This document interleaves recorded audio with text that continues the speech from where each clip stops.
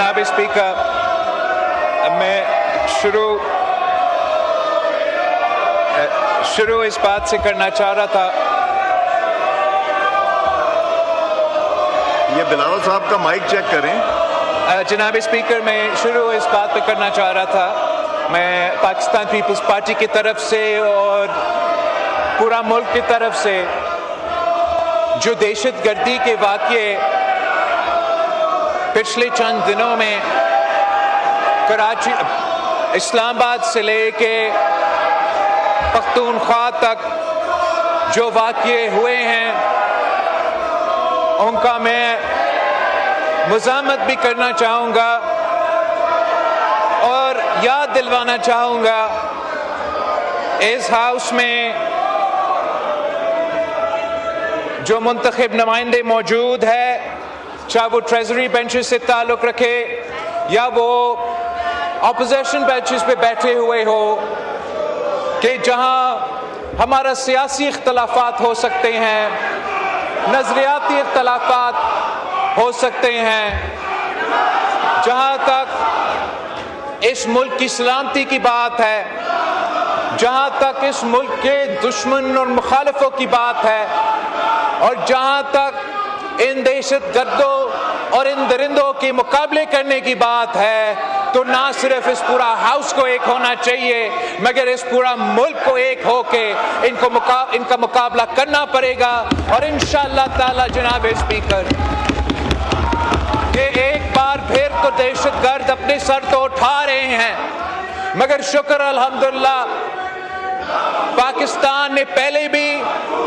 ان دہشت گردوں کو شکست دلوائے. پاکستان کے افواج نے، پاکستان کے سیاستدانوں نے، پاکستان کی سول سوسائٹی نے اور پاکستان کے عوام نے انہی دہشت گردوں کا مقابلہ کر کے شکست دلوایا. اور ہم نے پاکستان کے سرزمین پہ وہ کام کر دیا جو تمام نیٹو فورسز اور پوری دنیا ایک ہو کے افغانستان میں نہیں کر سکے. ہم نے، پاکستان کے عوام نے قربانیاں دے کے، شہادتیں قبول کر کے ان دہشت گردوں کو پہلے بھی شکست دلوائے اور انشاءاللہ تعالی ایک بار پھر ہم ان کو شکست دلوائیں گے. جناب اسپیکر،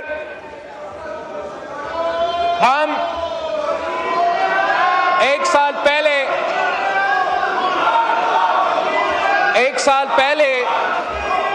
26 امینڈمنٹ پاس ہوا اور اس 26 امینڈمنٹ میں میرا اور پاکستان پیپلز پارٹی کا پورا کوشش تھا، ہم نے مہینوں کا محنت اس بات پہ لگایا تھا کہ ہم کوشش کریں کہ کنسنسس کے ساتھ آئین سازی ہو، جیسے ماضی میں چاہے وہ 18ویں ترمیم ہو، چاہے وہ 1973 کی کانسٹیٹیوشن ہو، وہ کنسنسس کے ساتھ پاس ہوا. اور ہم نے دن رات محنت کر کے جو 26th امینڈمنٹ پاس ہوا، جس کے نتیجے میں کانسٹیٹیوشنل بینچز بنے، وہ کانسٹیٹیوشنل امینڈمنٹ جتنا سیاسی کنسنسس ممکن تھا اس سیاسی کنسنسس کے ساتھ پاس کروایا گیا. ہم نے مولانا فضل الرحمان صاحب سے انگیج کر دیا تھا اور مولانا فضل الرحمان صاحب نے پی ٹی آئی کے ساتھ، ایس آئی سی کے ممبرز کے ساتھ، باقی ہمارے اپوزیشن بینچز پہ بیٹھے ہوئے جو دوست، ان کے ساتھ انگیج کر کے ایک کنسنسس بنایا. اور میں آن دا ریکارڈ اس بات کو دہرانا چاہوں گا کہ جب کانسٹیٹیوشنل بینچز بنے تو نہ صرف مولانا فضل الرحمان صاحب بھی ساتھ تھا، مگر ووٹ دیے بغیر پاکستان تحریک انصاف بھی ساتھ تھے. پاکستان تحریک انصاف کے اعتراضات کے بعد پچھلی دفعہ ہم نے آئینی عدالت کے بجائے آئینی بینچ بنایا. تحریک انصاف کے اعتراضات کے بعد पिछले दफा हमने मौजूदा जो उस वक्त का चीफ जस्टिस बैठा था उसको नया कॉन्स्टिट्यूशनल कोर्ट का सरबराह वो नहीं बन सका। ये तमाम इनपुट पीटीआई वाया मौलाना फजल रहमान साहब उस अमेंडमेंट में मौजूद था। यहां तक कि जब मौलाना फजल रहमान साहब उस 26th अमेंडमेंट पे वोट देने जा रहा था, उसने पीटीआई से इजाजत मांगा, उसने पीटीआई से इजाजत मांगा कि अगर आप इजाजत देते हो तो फिर मैं इस पे वोट डालने जाऊं, आप अगर मना करते हो तो मैं अभी भी वोट नहीं डालूंगा। उन्होंने हम सब के सामने मौलाना साहब को इजाजत दिया और आईनी तरमीम 26th अमेंडमेंट हो गया था, मुकम्मल हुआ। हमने वो उस मरहला से गुजरा। आज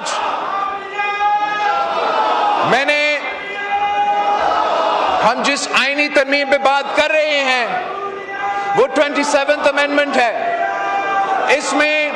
हमने जो तब्दीलियां 26th अमेंडमेंट में लेकर आए थे, वो जो चार्टर ऑफ डेमोक्रेसी के नामुकम्मल वादे थे वो हम मुकम्मल करने जा रहे हैं। कॉन्स्टिट्यूशनल कोर्ट बनाने जा रहे हैं और साथ साथ जो आर्टिकल 243 में जो भारत को शिकस्त दिलवाने के बाद वजीर आजम साहब ने ये फैसला किया कि वो हमारा आर्मी चीफ ऑफ स्टाफ को फील्ड मार्शल बनाएंगे। हम ना सिर्फ उस फील्ड मार्शल की रैंक को, ओहदा को आईनी तहफ़्फ़ुज़ दिलवा रहे हैं, मगर जो डिफेंस की हमारा आईन में जो डिफेंस के इंस्टीट्यूशंस में इदारे हैं उनके बारे में कुछ तरमीम लेकर आ रहे हैं। पाकिस्तान पीपल्स पार्टी और मैं ये समझता हूं कि किसी अमेंडमेंट का असल स्ट्रेंथ, किसी लेजिस्लेशन का असल स्ट्रेंथ ये नहीं होता कि वो कितना भारी अक्सरियत से आप वो आइन साजी या लेजिस्लेशन में तरमीम लेकर आते हो। किसी आइन का कुव्वत, किसी लेजिस्लेशन का कुव्वत तो उससे वो उस अक्सरियत से नहीं मिलता। वो पॉलिटिकल कंसेंसस जितना है, उस पॉलिटिकल कंसेंसस से उस आइन साजी को और उसको कानून साजी को कुव्वत मिलता है, ताकत मिलता है। अगर आज 1973 constitution is the undisputed unanimous constitution of Pakistan, तो वो सिर्फ इसलिए जनाब स्पीकर कि इस हाउस में कायदे अवाम शहीद जुल्फिकार अली भुट्टो के वक्त तमाम सियासी जमातों ने एक होके वो आईनी तरमीम पास करवाया और उस कंसेंसस की वजह से वो कोई आमर भी आए, वो कोई सियासतदान भी आए, वो चाहे भी सही तो वो 1973 कॉन्स्टिट्यूशन की वो कंसेंसस नहीं तोड़ सके। जब मुस्लिम लीग नवाज ने, जब पाकिस्तान पीपल्स पार्टी ने एक और आमरीत का मुकाबला करके एक आमिर को शिकस्त दिलवा के हुकूमत संभाला, तो हमने 18वीं तरमीम पास करवाया। वो 18वीं तरमीम ने सूबाई खुद मुख्तारी, सूबे को हुकूक दिलवाए, हमारा जमहूरियत में फंडामेंटल रिफॉर्म्स लेकर आए और वो कंसेंसस की वजह से उस 18th अमेंडमेंट में इतना ताकत है कि जनाब स्पीकर किसी का बाप भी चाहे वो 18वीं तरमीम को खत्म नहीं कर सकते, आज दिन तक खत्म नहीं कर सकते। और वो इसलिए कि उस 18वीं तरमीम पे ना نہ صرف پیپلز پارٹی کی دستخط ہے، مسلم لیگ نواز کا دستخط ہے، مگر تمام سیاسی جماعتیں اتفاق رائے کے نتیجے میں وہ آئینی ترمیم لے کر آئے۔ 26th امینڈمنٹ کا کنسنسس میں نے آپ کو بتایا۔ آج بھی جو ہم آئینی ترمیم لے کر آ رہے ہیں، اکثریت تو ہمارے پاس ہے، وہ کنسنسس ہم نہیں بنا سکے۔ یہ افسوس کی بات ہے کہ جب یہ آئینی ترمیم میرے پاس آیا، حکومت وقت نے یہ فیصلہ کیا کہ ہم نے یہ تبدیلیاں لے کر آنے ہیں، تو انہوں نے پاکستان پیپلز پارٹی سے رابطہ کیا۔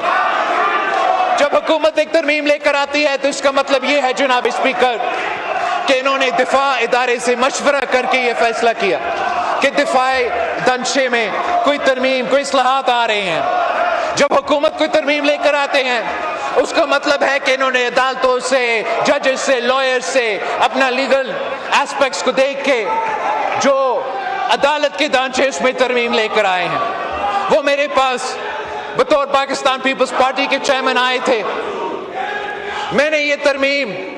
اپنا پارٹی کے پاس لے کے گیا۔ سینٹرل ایگزیکٹو کمیٹی کے دو دن ہمارا بیٹھک ہوا اور ہم نے یہ فیصلہ کیا کہ ہم حکومت کے ساتھ دیں گے، ہم چارٹر آف ڈیموکریسی کا نامکمل مشن کو مکمل کریں گے اور ہم عام آئینی عدالت بنا کے رہیں گے۔ ہم نے یہ فیصلہ کیا کہ جو پاکستان کی فیلڈ مارشل کو دنیا بھر میں سراہا جا رہا ہے، پاکستان کی افواج کو دنیا بھر میں سراہا جا رہا ہے کہ جو عبرتناک شکست آپ نے مودی کی سرکار کے ساتھ، جو عبرتناک شکست وہ کھائے، جو آپ نے ان کا 6 جہاز گرائے ہیں، اس کا نتیجے میں آپ کو دنیا میں پہچان ملا ہے، آپ کو قوم کو طاقت ملا ہے، اور ہم اس طاقت کو، اس عہدہ کو آئینی کور دینے جا رہے ہیں۔